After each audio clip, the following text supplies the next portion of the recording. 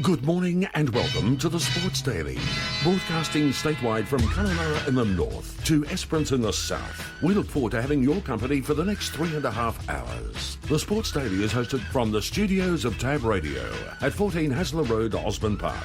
News, views, interviews. We will have it covered on the Sports Daily. Pack it up, pack it in, let me begin.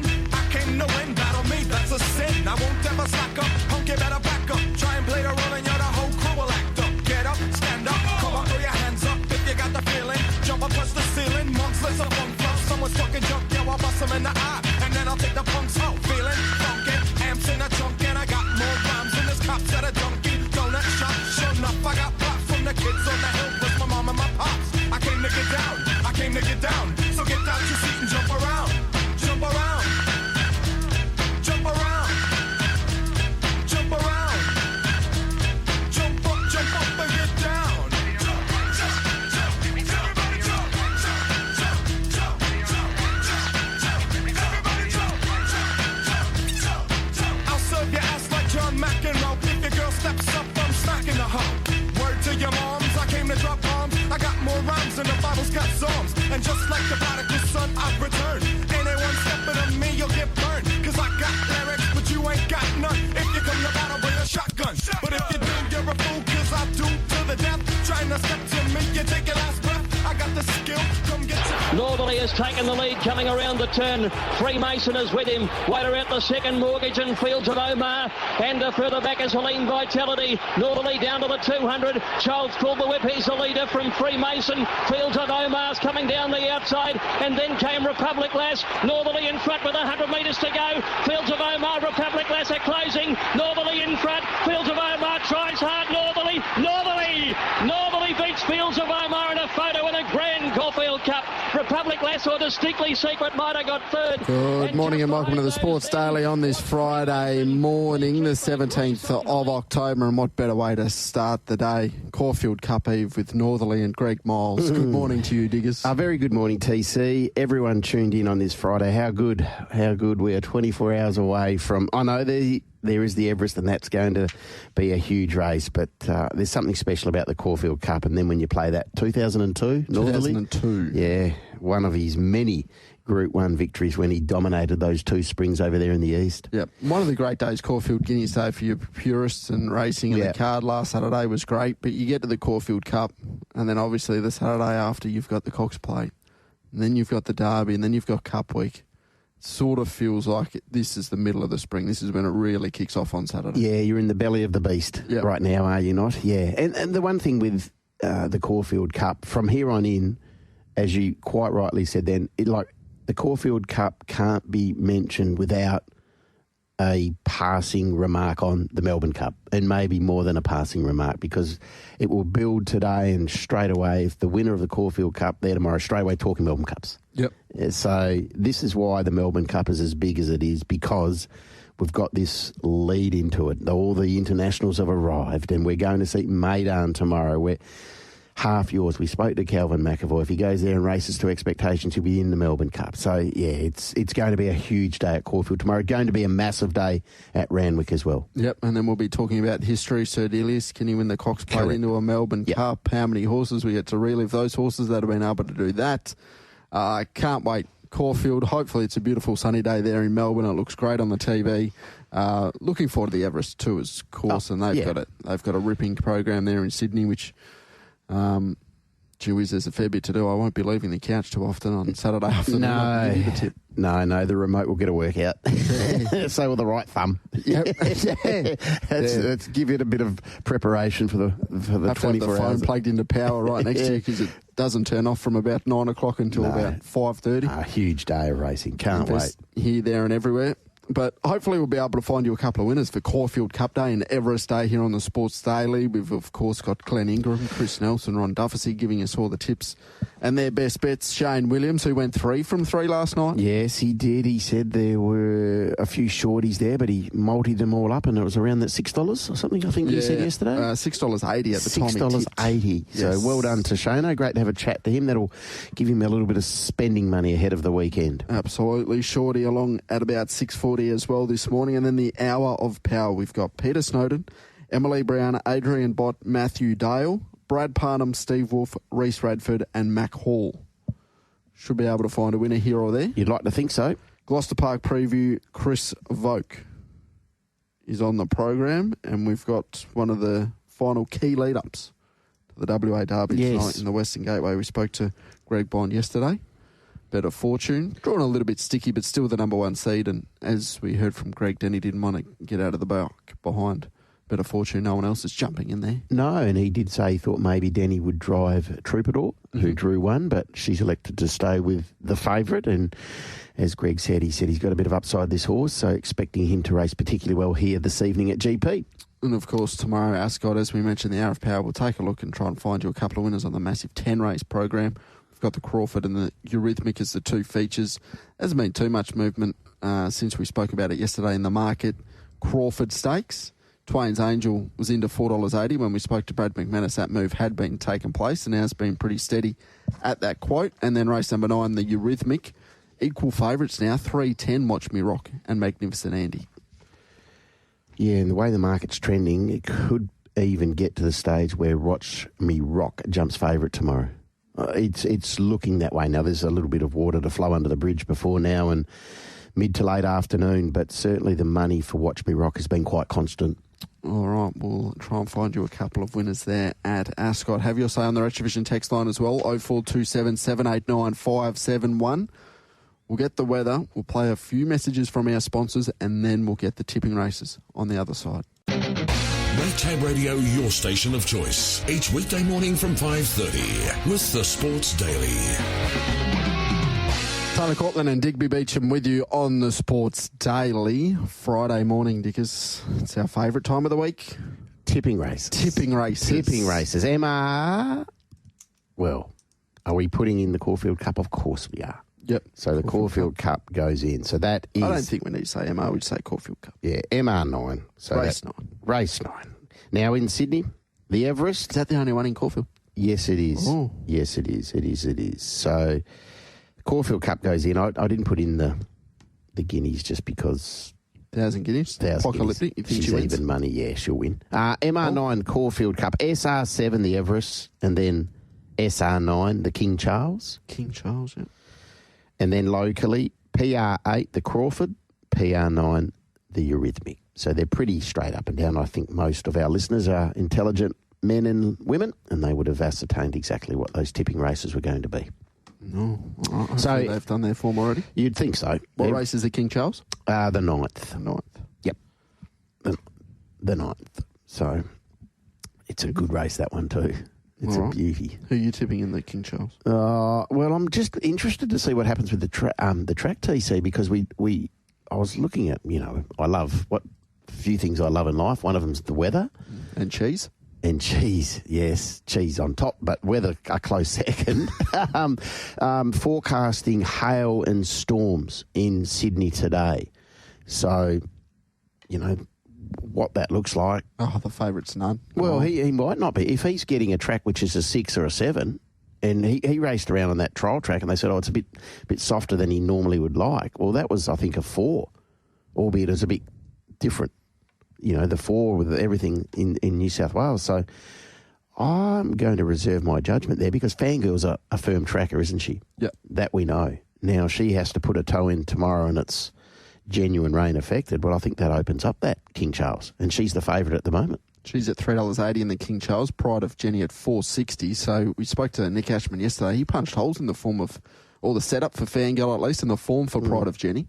Mr. Brightside at $5, Lake Forest at $7.50, Chowwolf at $10. He might be one that might come into his own if finally gets his toe into the ground this preparation. Well, exactly. This is a Sydney forecast today. Becoming cloudy, high chance of showers most likely during this afternoon and evening. A thunderstorm likely during this afternoon and evening, possibly severe with damaging winds and large hail. Winds north to northwesterly, rah. But yeah, they say up to 5 mils, but reading a story, they said they could be getting up to 20 mils. So Randwick might get a drink. All right, we'll speak to Ron Dufficy. We'll see if he's got any intel about the weather. Northam yesterday, anything to talk about there? Take home, go forward with?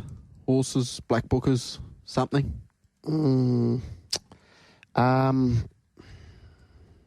I'll take that as a no. Yeah, I've learnt my lesson. I'm not going to say anything.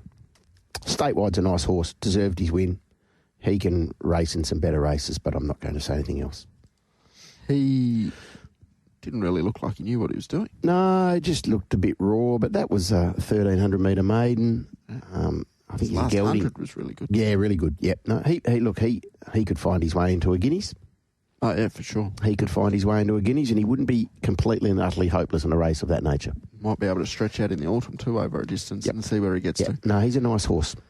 Clint, he's got on the front foot. If anyone gets 5 out of 5 tomorrow in the tipping comp, I'll give it away. Oh, who are you tipping, Clint? I'd like to get Clint's thoughts in the Everest. In the Everest, Clint's thoughts, all right. Clint's thoughts, Clint, because you're up and about early, which I like. Yep. He's halfway through his 12-hour shift, and we can get his thoughts. Yeah, right. That's why he didn't go to the Wildcats. He gets up at 2. Can't be that hard a job, is it? You're still texting at 5:30 in the morning, Clint. Clint, if you're driving, stop.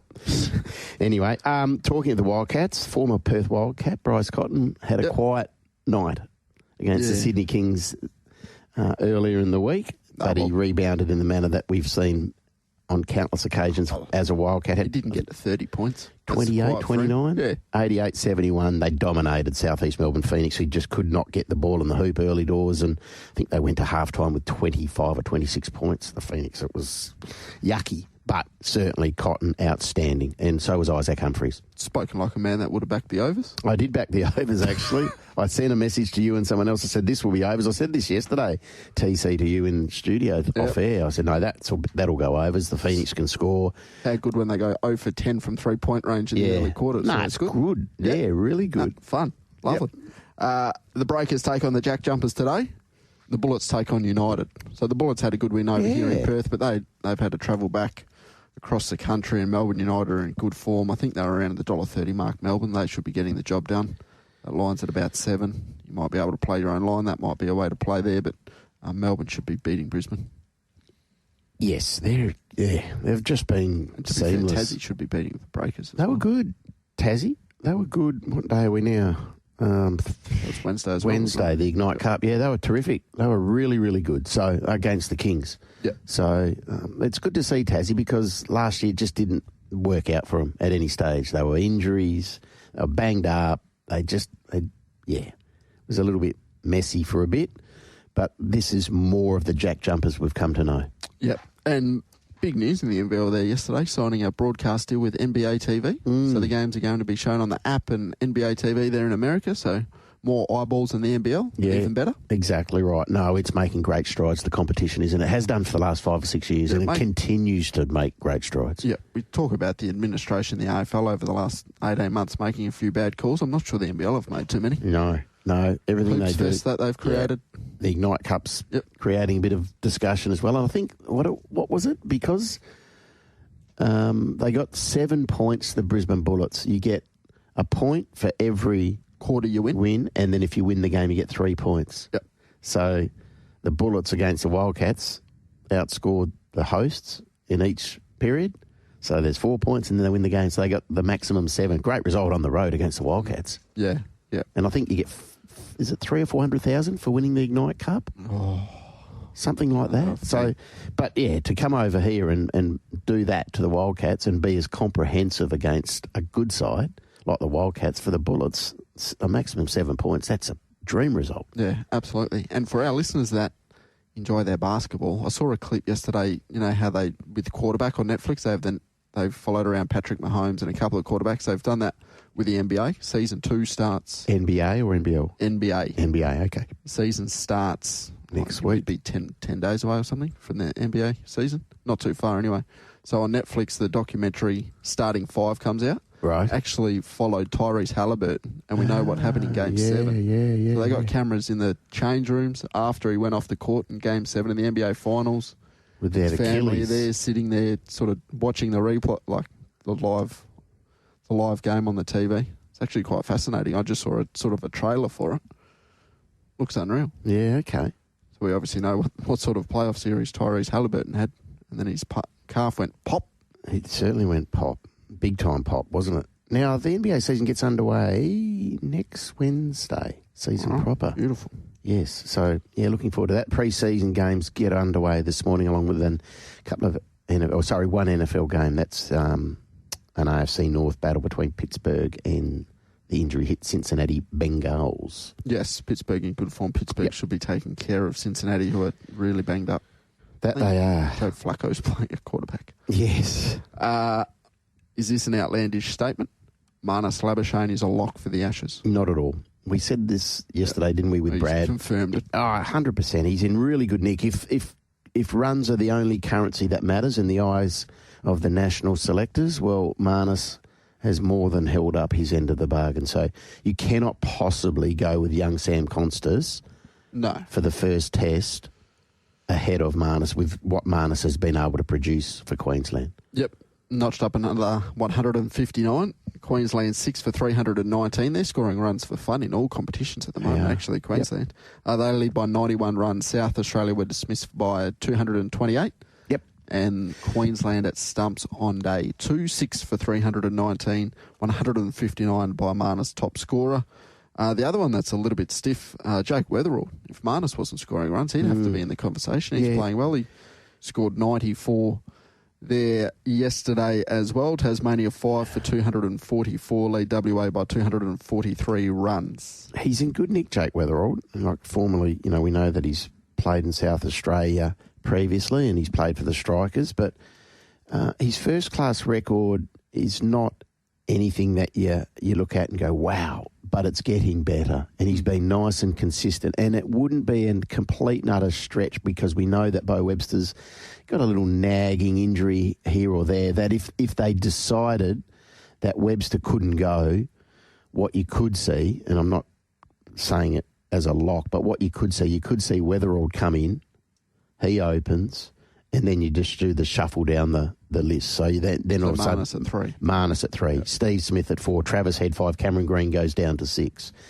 But in an ideal world, Bo Webster's available. Therefore, you would think it's Labuschagne and Khawaja. Then it's Green or Smith, either 3, 4.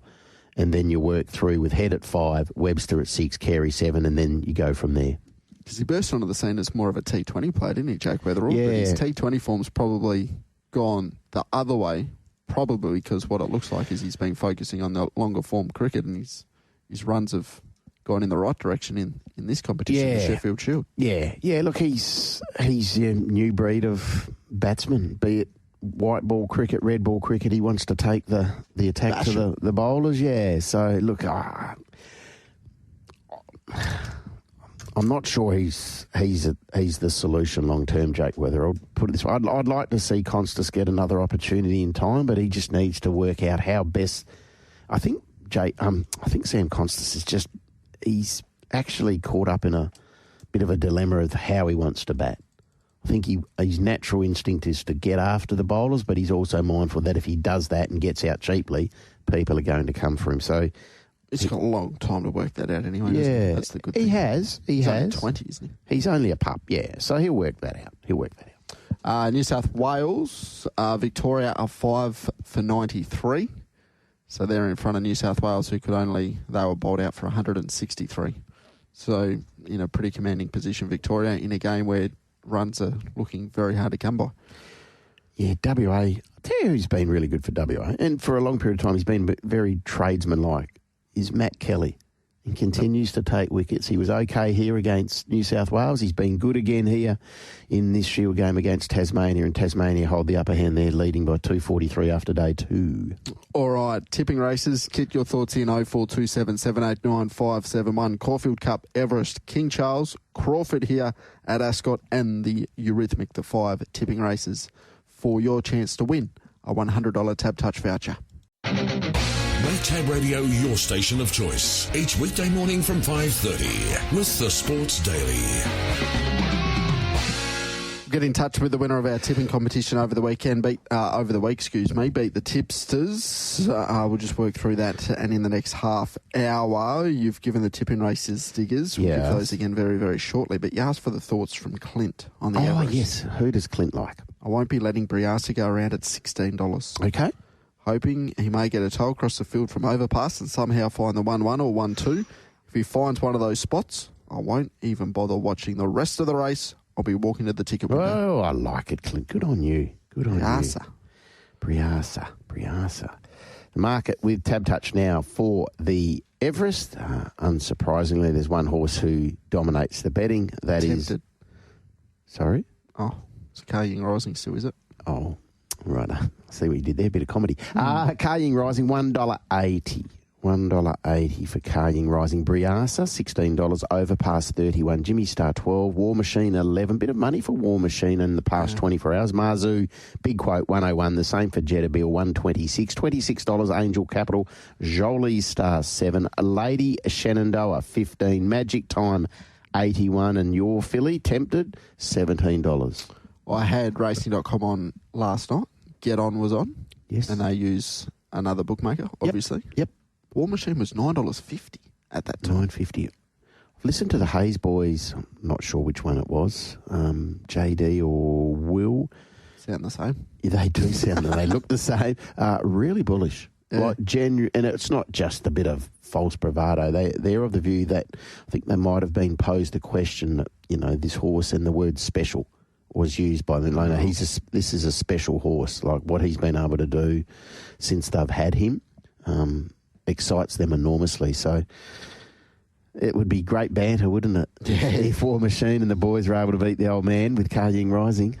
Be an awkward dinner. Yeah, well, not for one party. No, the three boys would be up and about. They would be up and about, and I think Dad would leave early. If you missed Nick Ashman yesterday, he was with Tempted each way in the Everest. In the King Charles Pericles, he didn't mind it each way odds, as we mentioned. Punched a few holes in the form of those short in the market. And then in race one, he was keen on a two-bet play, Panova and Chatterley at $8 and $6.50 respectively in that race. And we asked him about the Sydney Stakes. Obviously, a little bit of interest over here with Generosity going around.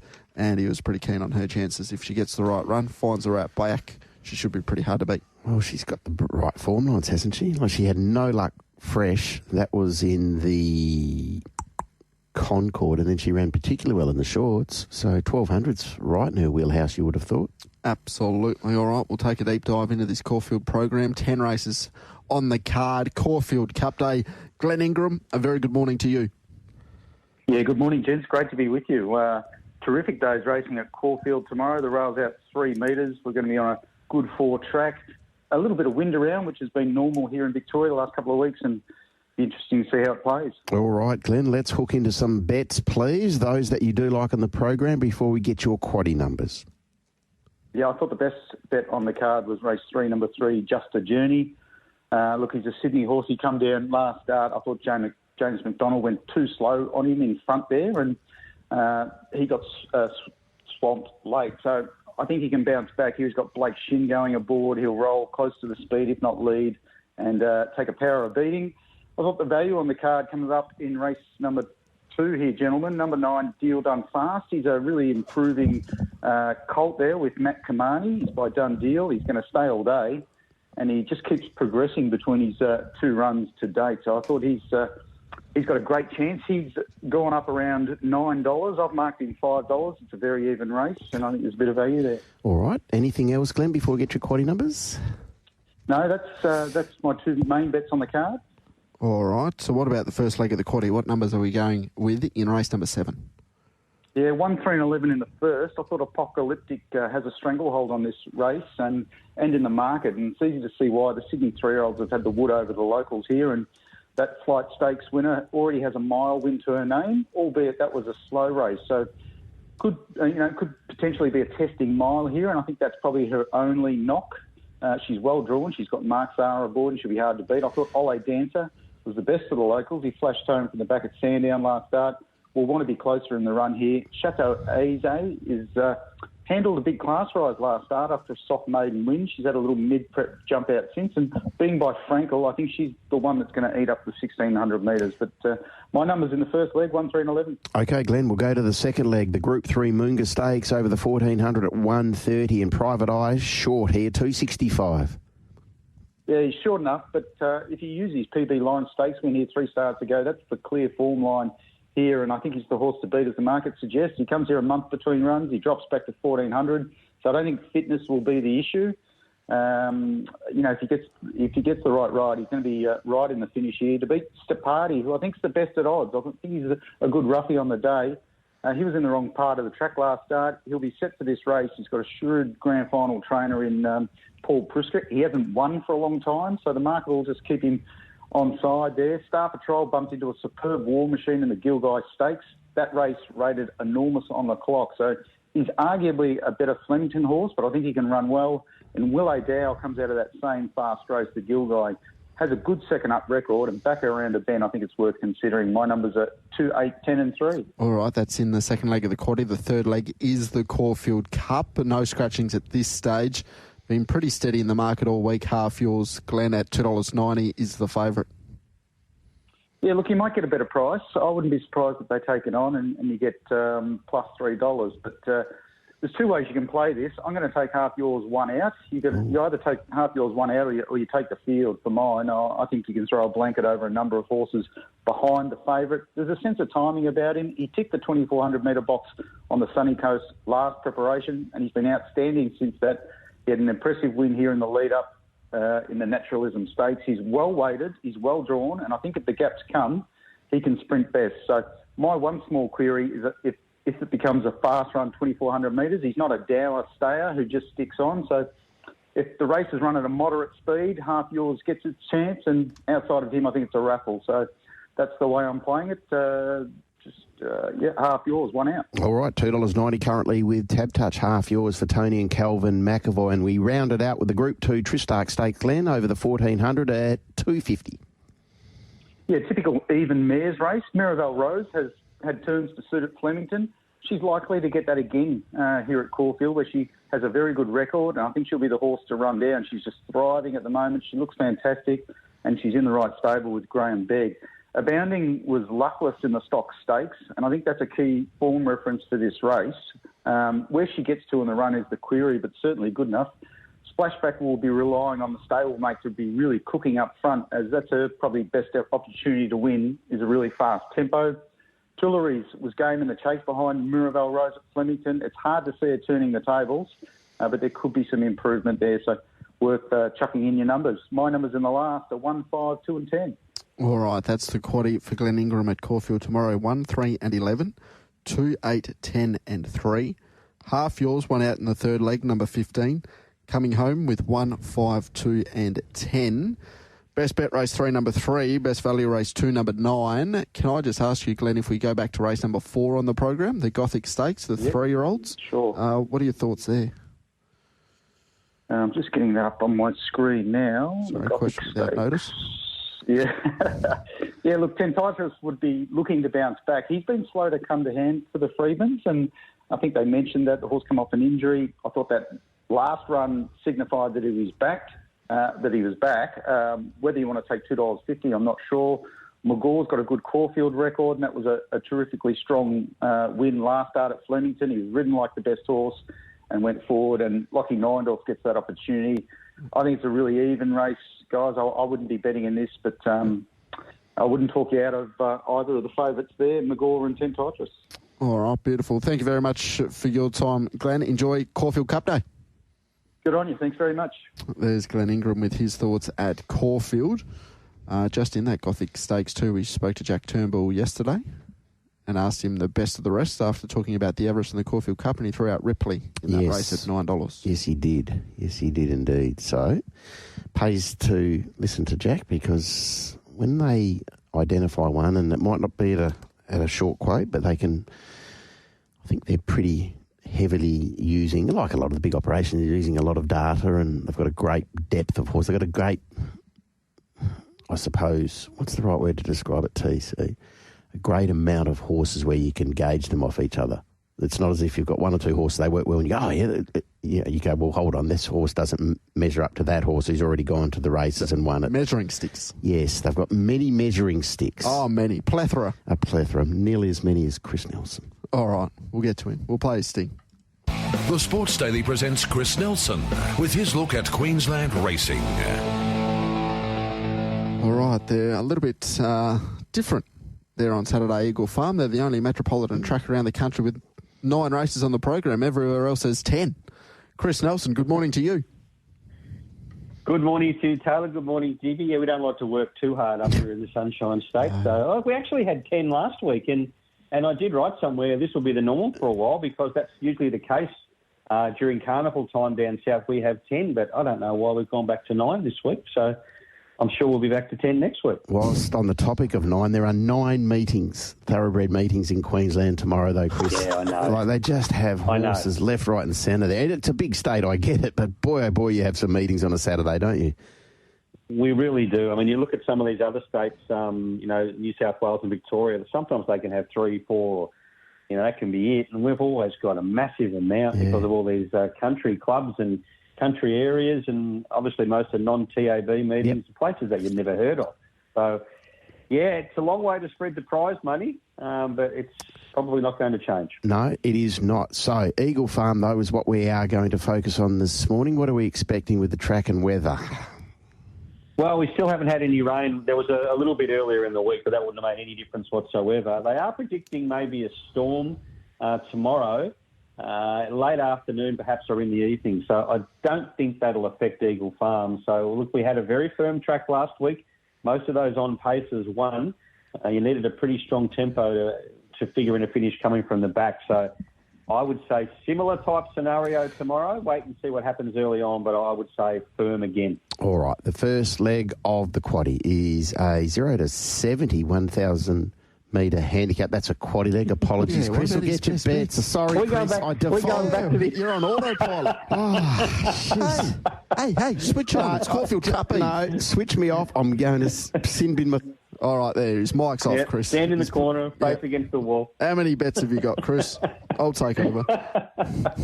Thanks, Taylor. Race 2, number 2, Dushenka. Now, Dushenka, trained by Stuart Kendrick. Ben Thompson will take the ride. 2 runs back from a break, and they've both been good efforts. Second at the Gold Coast, first up behind Voodoo Lass.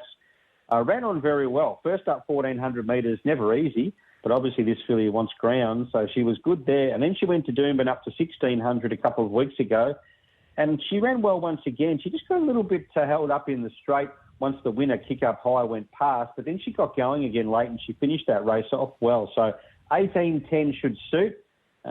Pace in the race doesn't look overly strong. There's a couple that can go forward. Hopefully there's a couple more that go forward also.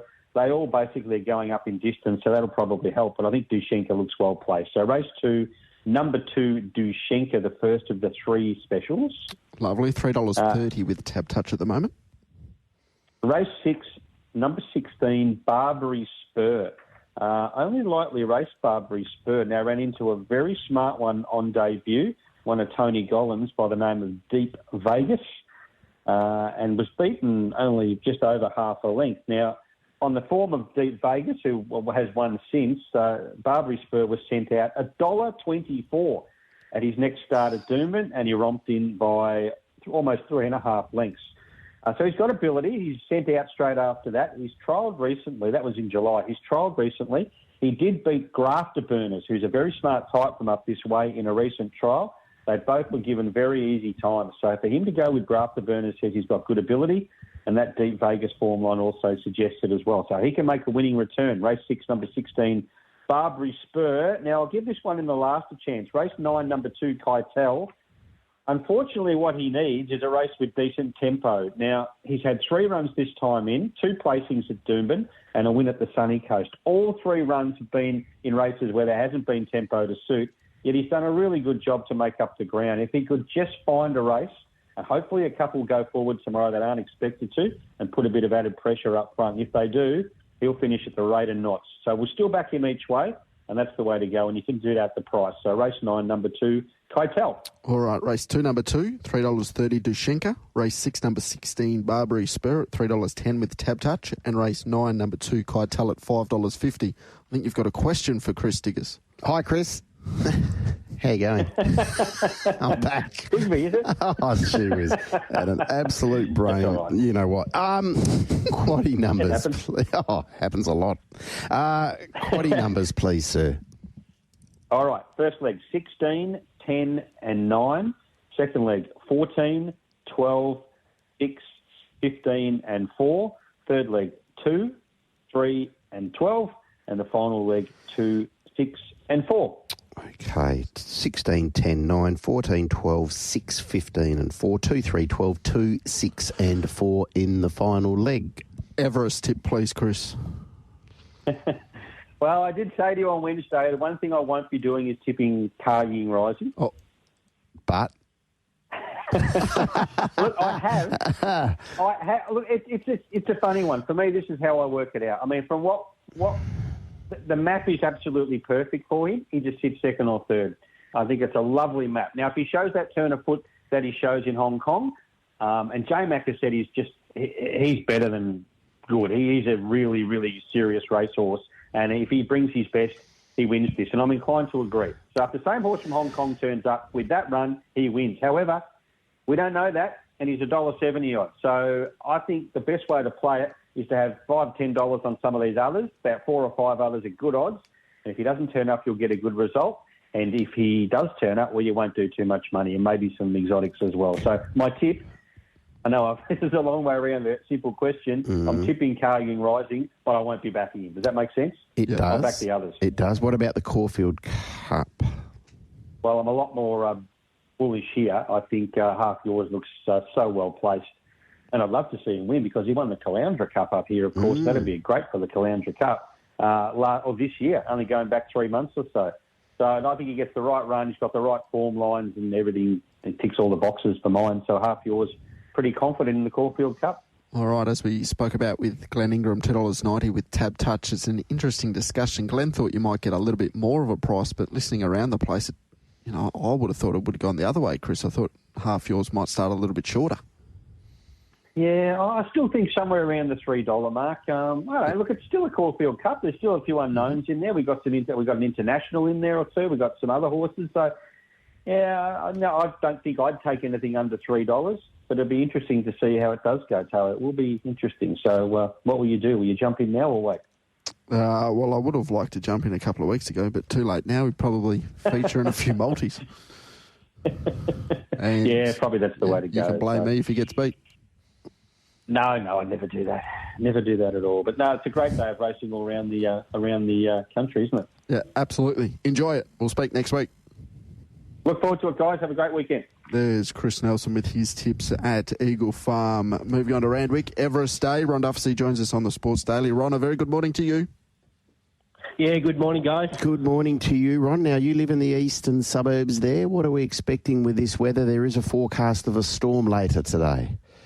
Yeah, I think they're saying it could be nasty, but it'll be quick. So I'm not letting it worry me too much. It hasn't worried them. They've been watering this track down all week. They stopped yesterday. So I'd say if this comes, they say there's going to be maybe hail and severe winds, but there's probably 5 quick mills in it. It'll go for about 10 minutes. So I can't see it making any difference to this track. I'm saying it's going to be a good 4. Okay, good 4 it is. So we'll get your suggested bets, please, before we get your quaddie numbers. Well, the bets, I think the best bet of the day is I've fallen for this trial, race 8, number 1, Linebacker. It's not just a trial, it's his form. He's the horse with the most quality in the race. He's a Randwick Guineas winner. He's had a little setback that's been any worries about the setback put aside with that barrier trial recently. So it's just, I think he's big odds for a horse that just stands out. It's just the barrier and where he maps in this race. So I'll leave it to Zach Lloyd, who's been making all the right decisions of late. If he gets a back to follow here, I think he's the bet of the day. Race 8, number 1. Look, if there's other bets, I think race 3, number 5, Swift Falcon. Now, I know he has teased us for over a year now, but I thought the blinkers went on in the Epsom, and it was a slowly run Epsom, and he couldn't win considering the way that race was run. He was very, very good. He's perfectly placed in a race like this, and I am prepared to give him another chance. I know he's had a lot of them, but this is a beautiful race, second time in blinkers with more speed up front in this race. And the best value, I'm saying each way, Chair Wolfe. I know he's had a few chances in his own right, but I just love that he's in a fast race now with Pride and Jenny here. And I love the fact when Joe Pride throws blinkers on his horses, they usually jump out of the ground. He's been very patient, waiting to put them on him, and here they are. So Linebacker the best. Another bet is with Falcon race 3, and the best each way is Cheer Wolfe in race number 9. All right, Cheer Wolfe for $10 with Falcon at $3.40. Best bet linebacker, $3.50. Quaddy numbers, please, Ron. Yeah, first leg of the quaddie, I'm going 12, 9, 1 and 10. I'd really like Tempted each way here. I know she's only a 3-year-old, but Barrier 1 comes out of a track record 1,400 last time, 51 kilos on her back. I think she's a great little gamble at $15, $16 mark, maybe even better than that on the World Pool. Jolie Star goes in. Obviously, Kaji Rising. He's too good a horse just to judge on one trial. He will end up with the eagle over our faces here. And the best of the rest, I think, is Lady Shenandoah, who's got an explosive turn of speed on her. Just has to be a little forgiving for Mooney Valley last time. So first leg, 12, 9, 1 and 10. I'm going to go one out in the second leg just to make room for a few others later on. So there's 96 combinations in this quaddie, and I'm only putting linebacker in, one out. Race 8, number 1, being the class horse of the field. The King Charles is a bit different. I just think anything goes here. I've got to put 6 horses in. I'm 3, 1, 10, 4, 6, 11. I'm with Cheer Wolfe, as I forecast earlier. I think Mr. Brightside, well, he's a great Randwick miler. He's an incredible horse. Needs a good ride from Williams. Fangirl, well, how can you underestimate her at the Randwick Mile in her own right? Lake Forest got a booming finish on him. Reports are strong since he's arrived here. Pericles maps well, and how can you leave Pride and Jenny out? The stable, I'm oozing confidence with her to say that she is back big time. So 3, 1, 10, 4, 6, 11, and we come home with 19, 7, 14 and 10. I hope he gets a run here, Sergeant Major. It looks a set-up for him. In the autumn, they went 1,200, 1,200, 1,400, and he wins over the championships. This year they've done the same thing. A couple of 1,200s he's needed. Now he's third up 1,400 on a bit of a show-off day for connections, and I think he's beautifully placed here. So hoping he gets a run, 19, Sergeant Major. Other horses to go in there are Gugulin, who is ready for another crack at 1,400. 14 Rock Empire looks one of the only leaders in a big field here, so that gives him a few ticks. And I'll throw in World Alliance, who's ready for another crack at 1,400 as well. So 19, 7, 14 and 10. All right, that's 12, 9, 1 and 10. Second leg, 1 out. 3, 1, 10, 4, 6 and 11 in the third leg, and coming home with 19, 7, 14 and 10. Thank you very much for that, Ron. We'll do it all again next week. Enjoy the day. Thanks, guys. Ron Dufficy there, taking a look at Randwick, of course, on Everest Day. Be happy that he's tipped Chow Wolf diggers. You'll be able to jump back aboard. Chow Wolf. Well, he makes a really good point there with the shades going on in Joe Pride's horses. When they get that headgear change, they invariably, as he said, jump out of the ground. But, gee whiz, I think he'd have to come on, wouldn't he, Chow Wolf, with what we've seen? It's a funny race, though, isn't it? Yeah, Charles? It is. It's a real funny race to work out. Mr. Brightside, or we may be missing the obvious? It's just a horrible map for him, isn't it? Well, he's going to be the one chasing Pride of Jenny, I suppose. And and the thing is, you're going to have to probably use a few petrol tickets to get to the spot where he likes to be, which is prominent in the run. He's not getting anywhere near the speed. And then, you're right, he might have to tow them up. And then, and just when you try to get a breather, you're going to have to go again. So he might have to make 2 or 3 runs in this race, Mr. Brightside. Well, if there's a horse in this race that might be able to do it. Exactly right. Doesn't mind the Randwick Mile, that we know. No, exactly right. And if there is a little bit of rain around, he likes getting his toe in as well. Out to the roads, back with Shayne Williams on the other side. On the Sports Daily, the Shayne train's coming into the station. Here's Shayne Williams with his winners for tonight's WA Greyhound racing. Straight off the back of a 3 out of 3 performance last night there at Mandurah, $6.80 multi. Shayne Train, how do you do? Good morning, gentlemen. How are we this morning? Very well, Shayne. Congratulations. Well done last night. Yes, it was only a small little all-up, Biggs, but hopefully a few of the punters got some money in their pockets for the weekend to have a nice little bet over the weekend. Absolutely. All right, how do we build on that bank? Well, we're going to kick it off tonight. Race 1, number 7, Cracker Dust. Now, I'm willing to have something on this dog. He's first up for 5 months, but he did show a fair share of boodle ability when he was last in work, including a fast win here in 22.38. He got out to the longer trips and won over the 488 as well in 27.57. I think the small field suits him. Being nice and fresh, hopefully he can show some good early speed and find the front. I thought it was around about $5. I thought it was a nice bet to kick us off race 1, number 7. Okay, where do we go after that? Yeah, very next race 2, number 7, Lochinvar Lord, is the regally bred son of Bernardo. And since arriving in the West, he's finished on the podium in all 3 starts with a win and 2 runners-up checks. It doesn't appear to be a lot of early speed in this race, and the vacant boxes around him should allow him to get to the front, and then from there he should be very hard to run down, I think. Race 2, number 7, Lochinvar Lord. All right, $2.40 with Tab Touch at the moment on the second line of betting. Where do we go for the third and final special? Yeah, I thought we could play this one on an each-way basis. Race 7, number 8, Sunset Mirage. He's getting into the veteran stage of his career, but I thought this race looked a suitable assignment for him. He's been up against much tougher company in recent times, and we know he's just a dead-set case for that Fairy Floss Box 8 rug. So it can be tough from out there on the bend start, but I thought he was a real good each-way chance. Race 7, number 8, Sunset Mirage to finish us off. All right, who's the best? Is it Lochinvar Lord? I've got no idea, Dix, but if you want to make Lochinvar Lord the best, Hey, Shayne, you're coming off 3 for 3. This is your segment. Yeah, no, we'll make that one. Yeah, we'll make Lochinvar Lord the best. I think he's the shortest out of the 3 of them, but that doesn't mean that's the reason why.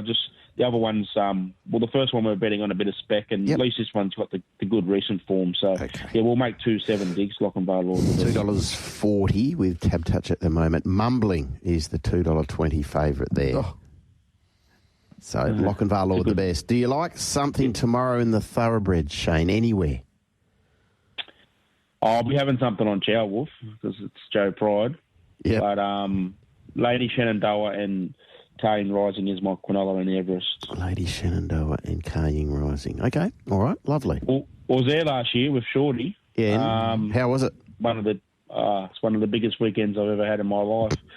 That's saying something too.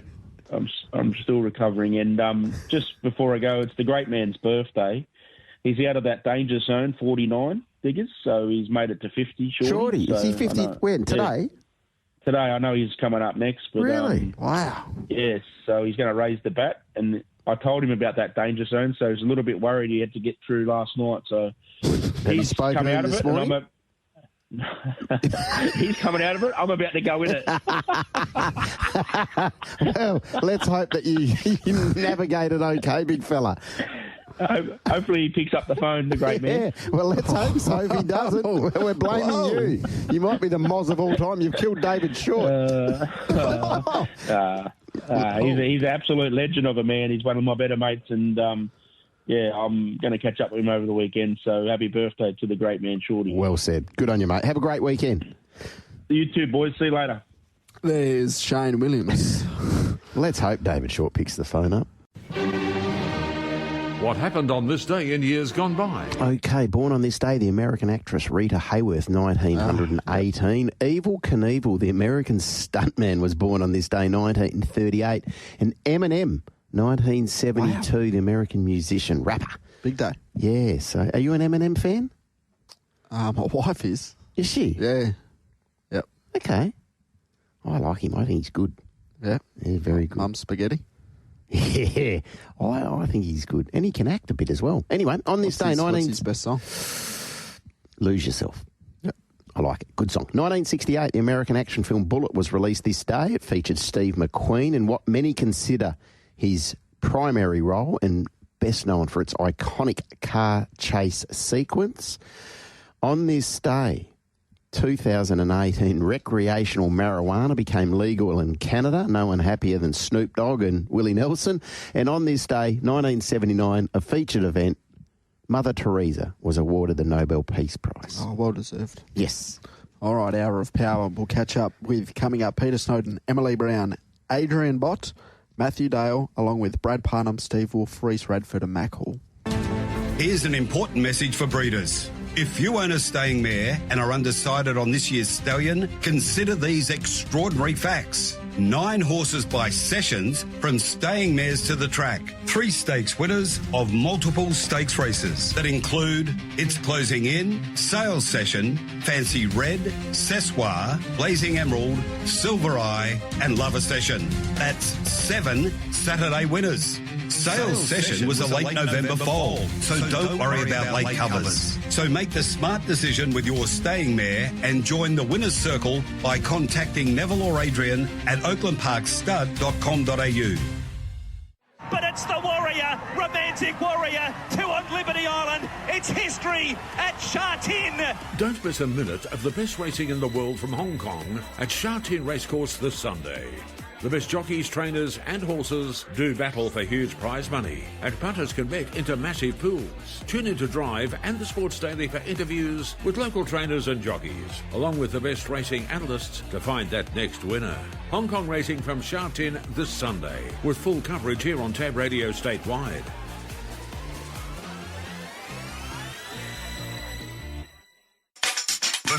For 30 years, Phoenix Insurance Brokers has built a trusting association with their clients by providing a professional, but more importantly, personalised service. As a member of the Steadfast Group, their name is synonymous with reliability and experience. Competitive rates, risk identification and a fast, efficient claim service is a priority at PIB. They can also tailor competitive solutions for all of your insurance needs. Contact Phoenix Insurance Brokers today at phoenixins.com.au. Have your say on the Sports Daily by contacting the Retrovision text line. Whatever the topic may be, whatever you think, we want you to have an opinion. Contact the Retrovision text line on 0427 789 571. That number again, 0427 789 571. Retrovision. RAC members save an additional 5% every day at Retrovision. That's the sound people make when they kick off their boots. Unless they wear steel blue. In which case, that's the sound they make when they're putting them on. Steel blue work boots. Established in comfort. There's free entry for the final meeting of the season, the Tonkin Newmarket at the KBRC. Thanks to sponsors Blue Spec Drilling, Quest Cranes, Rebel Dams, Esperance Bay Turf Club and The Force by Emico Ray McGill Memorial. There's plenty going on with Seasons Awards presented on course, Mrs. Whippy and Fat Buddha Tie. Gates open at 1pm, first race at 2:20pm. Come on down for the final time this season to the KBRC, the greatest show on turf. There is no greater feeling than winning on the punt. And if you fail to prepare, you are prepared to fail. This is the golden hour where knowledge is power. We know life is short. That is why we focus on what really matters, finding winners. Time is the longest distance between now and start time. The clock is ticking. All right, as we mentioned, Peter Snowden, Emily Browne, Adrian Bott, Matthew Dale, Brad Parnham, Steve Wolfe, Rhys, Radford and Mack Hall, hopefully all to join us during the hour of power. Clearly on the East Coast, a busy time, so we'll get to our guests very, very shortly. Diggers, please, just an update on those tipping races again. No problems, TC. R9, the Caulfield Cup, SR7 and SR9, the Everest and the King Charles. And then here at Ascot tomorrow, the Crawford Stakes, PR8 and PR9, the Group 3 Eurythmic. All right. Mark's got in touch on the Retrovision text line, 0427 789 571. Your top 10 diggers. One that you forgot to mention in the honourable mentions that he thinks will be in there after the carnival. Yes. Storyville. Okay. Don't disagree. Well, I do disagree because I didn't have her in my top 10. I think it's a really important time for her, this campaign. And we'll get to see her tomorrow fresh, which will be good. Yep. It'll be good because 12 months ago she was outstanding, wasn't she? Yep. Beating the boys. Our first guest on the Hour of Power will head to Sydney. Adrian Bott joins us on the Sports Daily. Adrian, thank you very much for your time. Hey, good morning, guys. Are you in Sydney or Melbourne tomorrow? I'm in Sydney at the moment. Obviously, big day here. Fortunate to be able to split the team. Gay's in Melbourne for us. All right, lovely. Who do you think your best is in Sydney? Where do we start? Yeah, I'll look out, I guess, kicking off with Royal Patronage. I think he's, he's long time between runs, but he's had a nice exhibition gallop at the races there Wednesday week ago. He does race quite well, fresh for us. He's he's Group 1 winner for us, and I think he looks well placed in this race. So I think he's in good shape. One thing I suppose you can be confident with Adrian is the fact that he likes the Randwick Mile. Yeah, loves the track. He's performed very consistently there, and he's performed nicely off, I guess, sort of good, strong tempos. So most likely to get that with Pride of Jenny in the field. Absolutely. What did you make of his run in the Bill Ritchie? Yeah, look, he was open to a fair bit of improvement going into that run. It was never an ideal setup in terms of the race. We sort of were kicking off a little bit later than we wanted to, so we had a number of options open to us, but none of them were suitable really. So whichever way we chose in the end was going to be a difficult ask for him. So it was a nice kick-off point to get him up and going, but I thought he ran well just given the conditions. All right, that is race 9. In race 8, you've got a dual pronged assault on the Silver Eagle, itself a very important race. Can we just go through both of these runners, please? Yeah, I thought Shangri-La Springer had come back in great order. 1200 fast-paced race there. I thought he closed off nicely. 1300 still might just be on the short side for him. Obviously just want to see a nice competitive run to show that he's on track, because he'll be no doubt better suited sort of third up when he can get out to the distance of a Golden Eagle. Gerringong, I thought she was excellent there last start. She's been a bit unlucky throughout her runs. You can sort of make a case for each and every one of them. But yeah, I thought she stuck on very well. So she's fitting deep into her campaign and looks in good shape. All right, so Gerringong's the better of those two chances? I would have thought she's better suited at the conditions of this run. Race number 4 on the program, Dominetta. Can you make a case? Drawn 1 should get a beautiful soft run. Yeah, should get all the advantages there. She's, I thought been consistent for us this preparation. I've liked her. I've liked her run. She's getting up to a more suitable trip now. So this has sort of been the main race that we've sort of had in aim and had sort of targeted for this preparation. So I think she sort of gets in well here.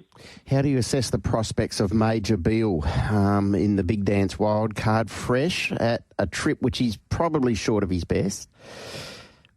Yeah, I think that's fair to say. And, he's probably got to go back a couple of campaigns before we did see him winning there first up. So I think he's in terrific order. I thought the horse was going well, and I thought it was going very well last preparation too. But I guess, traditionally shown, it does take him that couple of runs before we sort of see him at his best, and once we get him out a bit further deeper in the campaign. Race number 1 on the program, Kakadu Sunset. Can you make a case for this filly? Yeah, I thought the first up run was excellent. She sort of got back and ran home nicely. Second up may have sort of looked a touch disappointing. She was sort of remaining at a shorter trip, and just in the small tactical field, she just sort of raced outside the lead and was just at every sort of chance, but she just probably just raced a bit sort of strong within herself. So getting out and trip to a bigger track where, hopefully there's a little bit more speed on, and we can sort of ride her more in the pattern where the sort of advantages her. I think she can certainly show some improvement, and it's not a race with a huge amount of depth to it. Adrian, Rock Empire rises in class, in the final event of the day, but can he post back-to-back wins? A good effort last start. Short turnaround here. This is a nice, suitable distance for him. He's showing nice improvement off the back of that last start win. It's big field, open, competitive race, but he's drawn well. I do feel there's nice improvement in him. He will be able to take that probably when we can get over that a little bit further, a sort of mile, and maybe even sort of try and stretch him out to 2,000 this time in. How confident are you that Vauban can win a Caulfield Cup? Yeah, obviously he's just got to carry a bit of weight, but I thought he's drawn well for him. I think he's been an excellent all preparation. Been so happy with him this time around. So I'd like to think he could win a major race for us. He's travelled down, arrived in great shape. He's coming off an unlucky start there in the Metropolitan. I'd put a line through his second up run, and his first up run was excellent. And even sort of going back last campaign, he was unlucky in a Group 1 and raced consistently all preparation. So I feel he's in great shape, and if he can handle that weight or sort of giving away a bit of weight to a few of the others, and obviously brings plenty of class. And how often a day are you asking for updates on Sir Delius? Yeah, it's fantastic to have a horse be involved with a horse like him. Very, very exciting heading towards the Cox Plate Melbourne Cup for everyone involved. All right, the best chance tomorrow though for the stable? Yeah, look, I'll stick with Vauban that we just discussed. I think there's a lot of things in his favour, and he's been building nicely towards this race. All right, beautiful. All the best, Adrian. Thank you very much for your time. Appreciate it, guys. There's Adrian Bott, confident about Vauban, and we've spoken about that after the Metro. Pretty unlucky there in that race, building towards a win. Just needs no bad luck to be competitive in a race of that nature, even though he has the 58.5, you'd think. You would think so. Yep. A couple of nice chances for Emily and David Browne ahead to Caulfield on Saturday. Just kicking McGaw, the last start winner. Emily joins us on the Sports Daily now. Thank you very much for your time. Emily, good morning. Good morning. Good morning, Emily. Thanks so much for your time. I hope all is well over there in Melbourne. Just Kick goes around in the ethereal, drawn low. Can you give this filly a push? Oh, I'm hoping now with a decent draw, we can sort of hopefully not be too far back. She didn't miss the kick a little bit last time, and then just got into all sorts of trouble. But Damien came back and he said, keep pressing on, the filly's going great. We just had no luck. So we've sort of taken that on board. She's come through the race really well. And, they're only 3 once. So even though she's a maiden, I think she's been running well enough and doing sort of enough that you sort of roll the dice and have another crack at it. Stepping up to the 2,000 metres, what are your thoughts there? Yeah, I think that should suit, especially the way she sort of gets home well. And saying that from that low draw, we don't want to... Hopefully she can just naturally bounce and be slightly closer and in a good spot because we don't really want to push her, first time to 2,000 to go forward. But if she can just be in that slightly closer spot, I think she'll finish off well. Emily, McGaw was outstanding in the Danehill. Can he win again there tomorrow in the Gothic Stakes? I think it's interesting. I think I've been ruling outside draws for weeks, and then all of a sudden he got one, and I thought, I don't think that's ideal for him. You're hard to please. I'm so hard to please, and honestly, I thought afterwards, you've been asking for this for weeks, and now you're complaining. Hopefully, obviously he always steps a little slow. But then he's got such a high cruising speed. He manages to get up and going. So I'm sort of hoping he can get up and going a little bit quicker. Given now that he's had a few more starts, I'm hoping that, that natural progression, he will jump better. Very, very happy with the horse going into it. I think he's doing really well. He hasn't missed any feed, and he's finally getting a good coat. So, we're quite confident that he'll run well. Obviously, he meets a few of the others. Tentaris is going to be a little bit more match fit and things like that. I think we've got to respect them all. And hopefully nice run and safely through we can head to the Coolmore. It seems like there's a lot of improvement with this guy. You just have to watch him, and he's sort of not really knowing what he's doing totally. And then, as you said there, he's a little bit slow away. So there's clearly a lot of improvement to come with him. Yeah, I think so. He's endearingly not the sharpest tool in the box. He's a lovely horse to deal with, but he takes a bit to get the hang of things. So, and we love him because of it. But, I think every start he's getting better and better at realising what he's there for. Hopefully natural improvement. He will just keep going forward. Fingers and toes crossed. He has a really good day at the races tomorrow. Thank you so much for your time, Emily. Best of luck. Thank you. There's Emily Browne, of course, in a training partnership with David McGaw, as you said, was very, very good. Yeah. Down the Flemington Straight, was allowed to run. by Damien Lane, and that looked to suit him. Staved off the good filly of Johnny McArdle's, my Gladiola on that occasion, so good form, you would think, and hopefully he can go there tomorrow and back that up. Yeah, absolutely. All right, Peter Snowden takes a nice chance to that race as well. Raging Force, a horse that we haven't seen at the races for a month. Peter joins us now on the Sports Daily. Thank you very much for your time, Pete, and a good morning. Morning, guys. How are you? Going very, very well, thank you. How's Raging Force done since that last start effort in the Run to the Rose? Yeah, look, he's gone well. He all went a bit pear-shaped for us there. He went way too hard that particular day. He's run a sectional through the roof way too quick, and he pulled up a bit worse for wear afterwards. I was contemplating tipping him out or keeping him going, and gave him an easy week in the stable. He picked up quite nicely, and I gave him a nice soft trial here at Warwick Farm 2 weeks ago, and he trialled excellent. Took the winkers off him. He relaxed beautifully and trialled excellent. So thought straight away about this race in Melbourne on Saturday, and there he is. But I'm more than happy with him. I'll do a little bit of pace with him on Tuesday morning at Flemington, and he's in good order. Pete, you've been around the caper a long time, so he goes to that trial. It's a tick-over mid-prep trial. What did you want to see to convince you to progress with this campaign? I just need to see him come out and relax, because he was given a little bit of rev up out of the gates the start before in the Run the Rose, and he just went away. He went. He took off. So sometimes they can really mentally fry them, and I just want to make sure in my mind that he got over that thought. And he was beautiful when Tommy rode him. He jumped, just put his head down, set off the speed, then he quickened up with himself without being asked. So I seen what I wanted to see, and I'm confident now that he'll reproduce that on Saturday. Albeit it's a pretty strong race, but he's definitely above average horse. Acacia goes to race number 5 there at Caulfield on Saturday with runs behind My Gladiola and Mahuna. How does gate number 1 suit Pete? Because the form on the board reads really well. I hate complaining about good gates, but look, probably not the best horse to have barrier 1.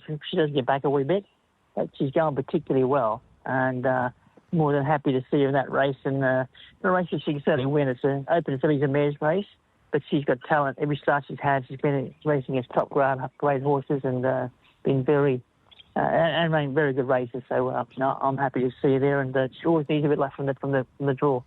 Can Zealously win again in race 6 over the 1,000? Yeah, great win first start. Yeah. Very fast when he's a fast horse, but he's taken home company for the first time, but I think he's up that grade. I think albeit it's a strong race, so he's definitely a good chance. He's a little bit underrated, this guy. He's probably hear a lot more about him. All right. Can Media World win again? No, I thought that until I seen Pride's horse in there, and I got a shock of my life to see him in there, but he's just so well weighted under set weight condition of the race. We're getting a kilo and a half off him. He's won about 5 times more money than what our bloke's won, so I'm not sure I'll run him yet. I'll make a call tomorrow, so whether we run or not, but look, he's going great. Both runs back in have been terrific. There's races for him every week. There's one at Moonee Valley next week, and there's 2 different races over the Carnival in Melbourne that we can run him in, so not sure he'll run, but if he does, he'll run well. He always does run well. But I think the favourite's just too well weighted and too well graded to beat, but we'll see what happens. All right, Pete, you've got Tuileries going around in the Tristark over the 1,400 to round out the day there at Caulfield. It's a very even race. How do you assess her prospects?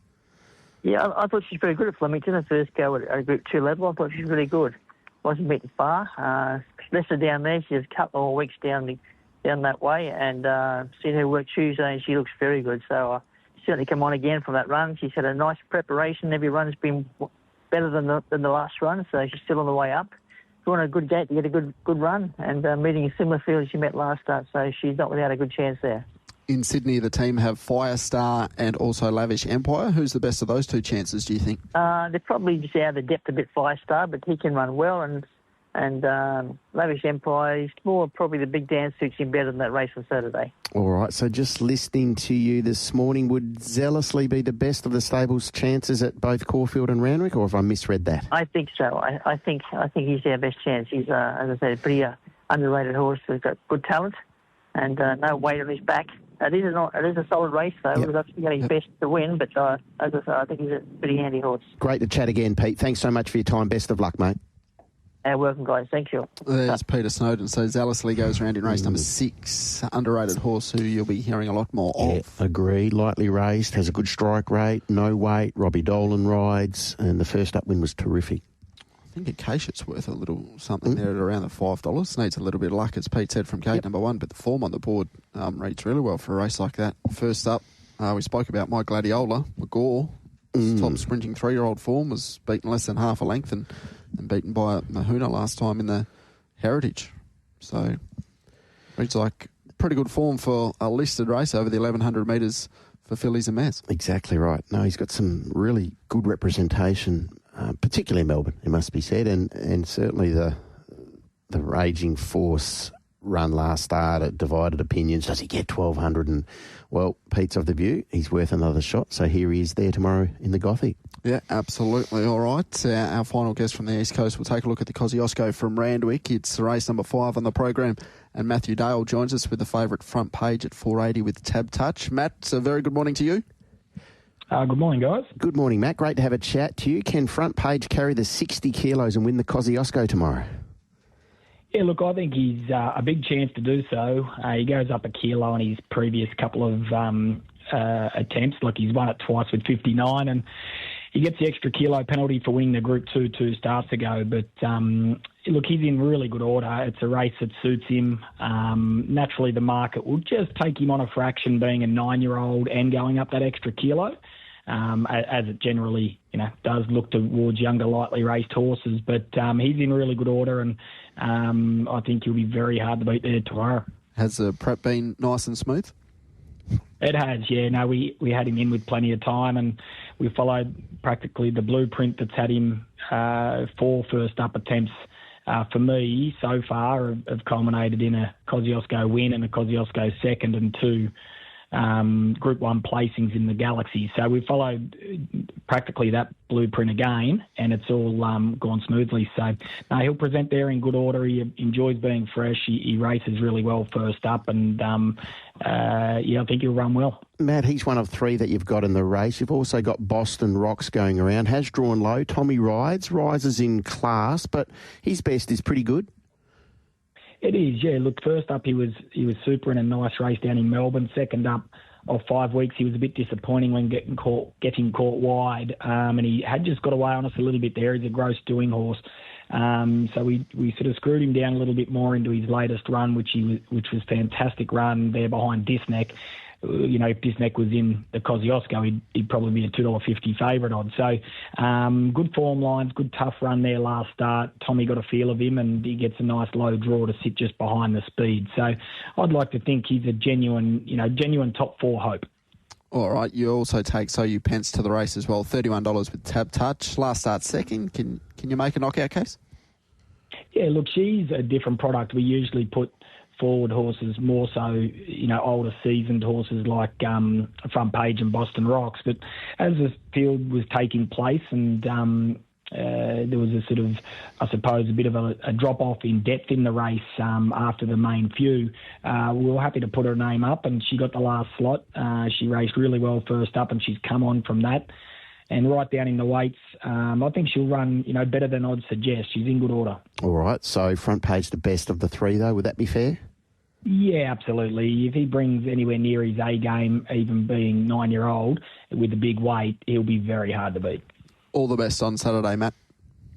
Righto, guys. Have a good weekend. There's Matthew Dale, of course. Learned a little bit more about him. Yes, we came did. over for the Quokka. Front Page didn't work out for Front Page on that occasion, unfortunately. Drawn wide and got caught a little bit deep, but other than that, as he mentioned there, his first up and fresh form's very, very good. Yes, it is. So he earns his weight. We know that. He's won in excess of $3.5 million in stakes, the old boy. He's been a burster, and he'll get his chance tomorrow in that very rich race. Lovely. We'll chat local next. Tab Radio, your station of choice. Each weekday morning from 5:30 with the Sports Daily. Welcome back to the Sports Daily. Digby Beecham's about to give you the tipping races for your chance to win a $100 Tab Touch voucher. MR9, the Caulfield Cup, SR7, the Everest, SR9, the King Charles, and then PR8 and PR9, the Crawford, and also the Eurythmic. All right, about to catch up with Brad Parnham, Steve Wolfe to follow, Rhys, Radford and Mack Hall taking a look at this program from Ascot tomorrow. 10 races, 1 minute past 12 start time as well. So a nice early start, nice long day there. Magnificent Andy backs up and Brad picks up the ride on Twain's Angel in the Crawford. Brad, a very good morning to you. Good morning, guys. Good morning, Brad. Thanks so much for your time on this Friday. You link up again with Magnificent Andy, a horse you have a wonderful association with in the Group 3 Eurythmic Stakes. How do you assess his chances? Yeah, look, he's obviously a horse who rarely puts in a bad run. He's always trying his best. So, he's drawn 6 there, and I think the only real speed is from Comfort Me. So, look, depending on how he gets out, we'll determine where I land, but if he gets a nice enough run throughout, we know he's going to be putting his best foot forward and running a pretty good race. Did you think he'd take good improvement from that Golden Saddle run? Yeah, look, he was first up, so he generally does seem to get better as the prep goes on. So yeah, look, I'm expecting him to sort of take a little bit of improvement. All right, now you pick up the ride aboard Twain's Angel in what is a competitive Crawford Stakes. Where do you get from that gate, Brad? I don't exactly know where I'll land. I'll probably just sort of see how the race unfolds. With the 1200, there's no rush to make a decision. So see how we jump. I haven't spoken to Sean or Jake yet about how they'd want me to ride it. But, we'll see how it works out. But, I think this horse obviously ran a pretty good race the other day. So if we can get a nice enough run, I'd say we'd be playing a bit of a part in this race. Absolutely. All right. Fun Chal in race number 10. Ride for Grant and Alana. Do you know too much about this horse and how she's going first up? Look, I don't know any more than what I've seen. Obviously watched replays and all that. This horse is obviously kicking off its prep. But, look, it trialled against some nice horses the other day and to my eye seemed to trial pretty well. So drawn a bit of a sticky gate, but, might get off the pace a little bit or something like that. But I'd say... the way it trialled, it probably should be running a decent race. Brad, in all your experience of riding, horses that sometimes adjust to Belmont end or Ascot end or vice versa just don't handle it. What's been the main issue over the journey, do you think, with horses who might not have the best record at one track yet excel at another? Yeah, I mean, there are certain horses that are track specialists. Ascot, Belmont's a pretty standard track, it's got that nice big bend and long straight. So a lot more horses seem to hand Belmont, whereas Ascot's a little bit more unique. The turn's a bit tighter and some horses are able to kick off that bend a lot better than others. It's just a bit of a different setup. So, you get some horses that really don't handle it that well, but, I think most good horses sort of find a way to sort of get through it anyway. Yeah, for sure. And the reason I asked that question, I know it sounded a little bit obscure, was the fact that Under Influence, who you do ride for Dan and Ben in race 2 over the 1100s, had 7 goes at Ascot and is yet to run in the top 3. But his best and the form he's displayed this campaign on occasions would be good enough to be competitive in a race like this, you would think.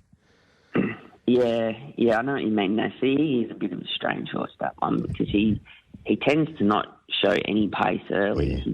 He's always off the bridle and, he does rattle home late, especially at Belmont. So with him, it's probably a case that he just takes a bit longer than most horses to balance up. And at Ascot, the straight's not as long. So, but like you say, he's been running pretty good races against some good horses. So hopefully we don't have to worry about that. Hopefully he can sort of pick one up at Ascot. But I would say that's probably a reason with him is the straight's not as long and just probably doesn't balance up in time. All right, Ruben Sealing did win a maiden last time, jumps the 3-year-old company on a Saturday over the 1,400 metres. Can you make a case for this lightly raced Ryan Hill trained galloper? That was a nice enough win in its maiden the other day. So, yeah, look, probably, hopefully we could find the top again. I don't know if there is another leader, to be honest. I hadn't had that closer look, but we'll probably be on pace. And, it won pretty nice the other day. So we're looking to sort of do something similar and hopefully be going pretty close. Now, Brad, 2 horses that you ride again. You rode them on Cow Cup Day. Cold Shizzle in race 5 over the mile, and then More Than Enough, who was perhaps a shade disappointing also on that day over the mile in race 6. Yeah, More Than Enough. Yeah, it was a little bit disappointing that day. I expected him to go pretty close, and he ran really good the start before, and yeah, just disappointed us for whatever reason. And I'm not sure how he's been since and whether there was a reason for it. But look, if he can race how he did 2 starts ago, I give him a good chance because it was a really good run that day. So don't really know what to make of that one. So we'll just see what happens tomorrow. And yeah, Cold Chisel sort of run a bit better race last start. So yeah, hopefully we can keep seeing improvement from that horse. Magnificent Andy, your best chance though? Probably, yeah. Like he's obviously a bit of a war horse. He always does his best, so I'd say he would be my best chance, and probably a horse like Twain's Angel I thought was a ripper run the other day. So those 2 probably going to the races would be my best chances. Were you happy with the trial of September Born? Yeah, look, I was. He's a bit underdone, so I just sort of got him back, and Sky Duke was sort of a fair way in front of us running along, and I pulled him out of the top of the straight, and I expected him to run home well. But he got to the 100 metres and he really started to feel the pinch there. So he probably didn't quite run through the line how everyone else expected, but he's just probably not quite forward enough yet. So he is entered for trials Monday, and he might go around again then. All right, thanks, Brad. All the best for tomorrow. Okay, thanks. Bye. There's Brad Parnham. We'll keep moving. Steve Wolfe takes a nice chance at the Crawford as well and rope them in. We get to see back at the races. So, Wolfie, good morning to you. Good morning, boys. I won't do too much whinging today because there's probably enough of that done on Thursday when we have the meeting with the railway officials. So we'll take it from there. Thanks very much for Simon for organising that, but ready to go. How are you, lads? Yeah, we're great, Steve. Great to have a chat to you. From where we sit, it looks like you've got roped them in back. Is that fair? Yeah, pretty good. It's just been a bit of a struggle this week. We've been back in Albany, and unfortunately we couldn't gallop on Tuesday morning because we had no grass and sand's totally unsatisfactory. But no, he had a good gallop last Saturday in Perth and was in pretty good order. So hopefully he can measure up this time around, So how close to his top is he come Saturday? Oh, look, good horses are never far from their top wherever they are if they ride, are they? I've said I've never seen a good horse get beat because he wasn't fit enough. They might pull up a bit underdone, but they generally go to the wire, He's in good order, a pretty reasonable field, and he's in a hard spot now. He's not a big horse, but look, he's in good nick, so we just got to go forward, and he's got a couple of months ahead of him, so if we can keep him happy, I'm sure he'll be competitive. Are you any closer to working out what his prep looks like, Steve? Are you committed to the mile and beyond, or is it 12? No, well, look, it wouldn't matter with him. He could go either way, but I think the railway looks more of a race that, because he gets in under the handicap conditions, probably nearly get in on the minimum. But, that looks the option, but, never say never, there's always a few good ones in whichever way you go, but look, that's the plan theoretically, but I can change my mind like the weather. Okay. Now, where are we at with Fiery Spark, who gets the shades on tomorrow, race 3, this 3-year-old 1,400-metre event? Look, would hope he bounces back. I think he's just got a bit of a growing spurt, and his last run was completely out of character. I thought he's a pretty handy horse, so I think he's returned to somewhere near his best form just recently. his work last Saturday was quite good, even though he worked on his own. He was pretty casual. He's been very happy since he's been back in Albany. So you would like to think that he could come forward. I didn't think, all the way along there wasn't much between him and Testy Pharaoh. Thought he had the edge on the other horse. Well, of course, the other one's come forward a bit since then and only been in ordinary company. But, look, I'd be disappointed if he didn't improve. If he doesn't, he'll be going to the paddock, obviously, and let him grow because he has got ability. But I think he is still growing, Yeah, the blinkers go on. Will that improve him? Oh, you would think so. Not for any reason other than just he's always been a bit of a smarty and nothing been really wrong with him. He just plays because he knows he can. And whilst we haven't really tested him with the blinkers on, he's just made him concentrate a little bit more. Yep. Odenaka racing in really good form in race number 5. You've also got Little Silver in that race. Is Odenaka the best of those two chances? I would think so, yeah. Like he's been racing really well. He's run into a front runner up in Cal, and so he couldn't reel him in. He sort of, I would have thought he'd be ready for the paddock now, but he's racing that well. You might as well keep him going, and hopefully he can go well. Is Gage Roads getting closer to a win? Gage Roads is one of them horses, as we all know, and unfortunately for both Craig and me, he doesn't like winning. I think he's going an online auction very shortly. Okay. So he's probably a good buy for someone. Craig probably doesn't want him, and whilst he always runs a place, I probably don't really need him. But I wouldn't say get rid of him. He's honest and shouldn't be too far away over the mile. What about Brave Spirit? What did you make of his first up effort? Oh, well, surprised someone didn't get time out of that. I don't know who caused the problem, but he's lucky he didn't come down. So he came through that all right, but mightn't have done his confidence any good. He jumped well and was pole-axed. I think Trevor's was in it, and one come from the other way, and so it was a bit of a mix-up, really. Yep. So I don't know who was to blame, but no one got blamed, which happens occasionally. So hopefully he can bounce back. He's sort of, he's nearly done his job. He's won a rack and tour, and probably just be nice if we could win another race somewhere on the road.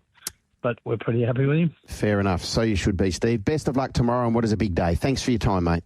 Thanks, boys. See ya. There's Wolfie with a nice team going to Ascot on, tomorrow. I keep saying on Saturday, but it's tomorrow.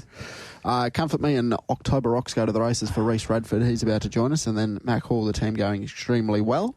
A winner last Saturday, a winner the Thursday before that, and then Saturday, and then Wednesday. Yeah, Yard's going really well. Mack, he's done a great job with his team, so he's to be commended for that, as is Rhys with the job that he's done with Comfort Me over a long period of time. The old boy is now 9 years of age, Comfort Me, and the trial would suggest he's ready to run an excellent race in a race that he won 12 months ago, TC. Yep, absolutely. The state's best trialer, Comfort Me. He looks to get a beautiful map, as we spoke about yesterday on the show, and then Brad made mention of it as well, Brad Parnham with Magnificent Andy. He might be the horse that has to jump well and sit outside Comfort Me. You never know. But Rhys Radford joins us now on the Sports Daily. Rhys, good morning, and thank you very much for your time. Yeah, morning, Taylor. How are you? Going very, very well. How's Comfort Me going? Very good, mate. Can't fault him. His work's been good. Happy with both his trials. Don't mind a barrier draw, actually, for once tomorrow. Looks like the other early speed in the race seems to be outside us, hopefully. So, we're hoping. Rhys, good morning to you. What was the report from Holly post that trial when he beat Joker's Grin? Yeah, morning, Ditch. Very good. She said he feels super. Everything looks to be on target, so we'll see how we go tomorrow. Are you able to compare him to this time last year, where, of course, he did win this race? No. Look, he's going every bit as good, I think. He hasn't changed a lot, to be honest, throughout his whole life. He's always worked well. He seems as happy as ever. So, no, with the right run, I can't see why he couldn't win it again. Is he just automatic, Rhys, in regards to, you know what you're going to get from him each time you work him, each time you feed him, and when you see him every morning? He must be a sound horse as well. Yeah, he is. Oh, look, to be honest, most days are exactly the same. Yeah. He always gives you 110% every time you chuck a saddle on. He is an easy horse to train, I suppose, in that way, yeah. All right, race number 3, you also take October Rocks to Ascot there tomorrow. Did win a race there at York, clearly easier grade, but what sort of talent levels does October Rocks have? To be honest, I'm not sure. I wasn't surprised that he won at York. He has showed us a little bit. he keeps improving every time he steps out. Probably what shocked me the other day was the way he won. He looked quite impressive, actually. So no, I think tomorrow from the good draw, we should get a good look at him, yeah. All right. Well, Rhys, we'll let you be. Big day tomorrow, clearly, with Comfort Me defending his Eurythmic Stakes crown. Best of luck tomorrow and hope he runs the race of his life again. Yeah, thanks very much, boys. Thank you. There's Rhys Radford, runs the race of his life. Oh, he's done that on about 12 occasions. I know, and why not do another one at 9 years of age? Why not? 3 times a runner-up in a railway stakes, placed at weight for age level, I think in a Gold Rush as well, a winner of this race 12 months ago. I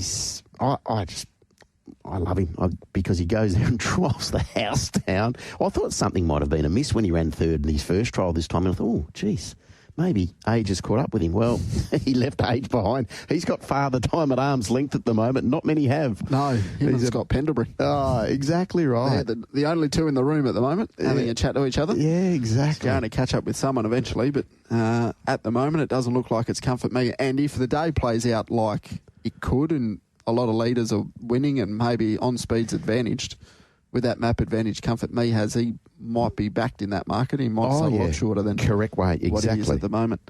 All right, we spoke about Mack Hall a little bit earlier on, the team going extremely well. Joins us now on the Sports Daily. Mack, a very good morning to you. Good morning, TC. Good morning, Diggers. How are we? Very well, Mack. How are you? Good, thank you. Good. Now, I've been told, I'm not giving up my source, that you won't be at the races tomorrow. Is that correct? I'm still working on that. There's, I've got a little bit of negotiating to do with the bride. A wedding? Yeah. Yes. The bridesmaid. Sorry. Yeah. Yeah. So, what are the chances of you being at Ascot or attending a wedding? I'd love to be at. Yes, you'd love to be at Ascot, but. Oh, we've lost it. Are you there, Mack? We switched over the Bluetooth. Mack? No, lost him. Oh. Hello, sorry. Mack, got me. Gotcha. So, the chances of you being at Ascot or being at the wedding? It's probably 50-50 at this stage, but I think by the end of the day I'll have it sorted. I'll be at Ascot. Okay. What time's the wedding? Race number 6. It's at 3:15. Well, that'll be fine. That's what I thought, yeah. Well, it seems like you've got a battle ahead. Now, what we can focus on, if you are at Ascot, is Wembenyana, because he was terrific. He was aided by a gun ride, obviously, by William last Saturday, but it was terrific to see him break through again. Yeah, it was. I mean, he was a good ride. Sort of didn't really go to the plan that I thought it would pre-race, but Pikey's he's the best in the business for a reason, and he summed it up well. And as soon as the horse sort of saw daylight, he's got a sharp turn of foot, and he showed that on the weekend. He's racing this time in like probably 1,600 metres like he won last start, and then on Saturday he's probably going to get further than that. I think so, yeah. If he can sort of still show that turn of foot over a trip, it's going to really stand him in good stead when he gets up through the grades. I mean, as you get further, the races get a bit weaker, and we've always thought he's got some gears, and Pikey sort of confirmed that Saturday. So, hopefully he can do it again. Was it always your intention to back him up? It was always in the back of my mind. I knew that race was there. There's a 66-mile next week that we could have gone to. I just thought you might be running into the likes of Asphalt and some other handy ones on the way up. So when I was surprised to see when the noms came out that this race sort of lacked a little bit of depth without sort of being disrespectful to anything else in the race. There's no linchpins in it. So I thought it would be a good opportunity. He pulled up so good that there's no reason why we can't back him up. All right, what about Pretty Divine? Can this mare give a little bit of cheek out in front in race number 4? I thought so, yeah. I thought she was quite big first up. She went to trials and she was very big, and she still trialled good like she always does, and then went to York from a wide gate, and I thought she was too fat to win that day, and she almost got run down, but hopefully she's come on enough. You'd probably see her in the yard. She still is a little bit fat, but drawing the pole, she should get out in front, and Braden's ridden her before and just got nailed on the line, so he knows her pretty well, and he'll have her in front, I'd say, and should take some catching. Okay, so you said that she might still have some improvement to come, Mack, though. In saying that, has she trimmed up from that first up performance? She has trimmed up a touch. She just does so well in the stable. She's a real good eater, and we've had her for sort of 3 seasons now, and she's just got better and better each prep with the way she handles each run. She pulls up so good and licks the bin. So she has trimmed up a little bit, but you'll see she is still a little bit on the burly side. All right, so it sounds like Wembanyama's the best. How confident are you for the listeners? We can have a bet? I think you can have a bet. The price is gone now. I was pretty happy to see $2.90 and now it's a little bit short. But I'd be disappointed if he wasn't fighting at the finish. I think he's a pretty smart horse. We've always had an opinion of him, and I probably messed around in the lower grades for too long when he was carrying 60 and 59. And now that we've sort of pulled the trigger and gone to Saturday grade, he's getting some better, more genuine tempos and running better races. Mack, best of luck on the domestic front and best of luck with your 2 runners. Thanks, Dix. Cheers. There's Mack Hall, as we said, team going very, very well. Pretty Divine and Wembanyama there at Ascot on Saturday. That's the first 2.5 hours of the Sports Daily. Correct weight, yes. The Park team will slide into the chairs very, very shortly. Chris Vogt, special guest. And I'll take a look at the Group 3 Western Gateway. Looking forward to that. Looking forward to getting some sponsors' messages, TC, and what promises to be an outstanding Saturday of racing. Absolutely. Enjoy. We'll hear from you on Inside Running tomorrow morning. Thank you.